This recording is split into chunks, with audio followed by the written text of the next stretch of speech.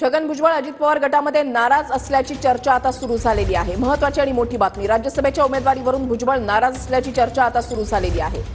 छगन भुजबळ अजित पवार गटामध्ये नाराज असल्याची चर्चा सुरू झालेली आहे अशी माहिती सूत्रांकडून मिळते। अक्षय मनकणी आमचे प्रतिनिधी अधिक माहिती देतील। अक्षय, प्रफुल्ल पटेल यांची जी राज्यसभा रिक्त झालेली आहे त्या रिक्त जागेवरून आता निवडणूक लागलेली आहे आणि आज उमेदवारी अर्ज भरण्याचा शेवटचा दिवस आहे। परंतु सुनेत्रा पवार, छगन भुजबळ, पार्थ पवार अशी अनेकांची नावं या सगळ्या उमेदवारीसाठी चर्चेत होती। परंतु आता सुनेत्रा पवार यांच्या नावावरती कुठेतरी शिक्कामोर्तब झालेले असल्याची माहिती जी आहे ती समोर येत आहे। त्यामुळे छगन भुजबळ जे राष्ट्रवादी काँग्रेस पक्षातील एक प्रमुख नेते आहे, दीर्घकाळ त्यांना राजकारणाचा अनुभव आहे, असे छगन भुजबळ आता नाराज असल्याची बातमी जी आहे ती समोर येताना पाहायला मिळत आहे।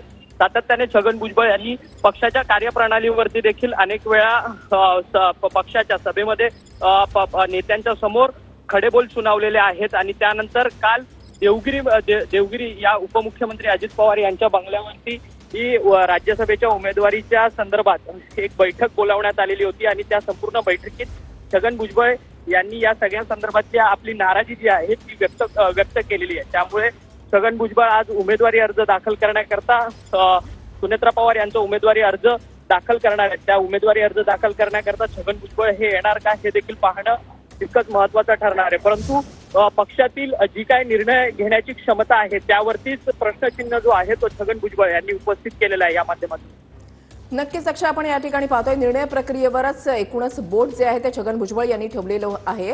धन्यवाद अक्षय, दिलेल्या सविस्तर माहितीसाठी। अपडेट सातत्यानं तुमच्याकडून जाणून घेणार आहोत।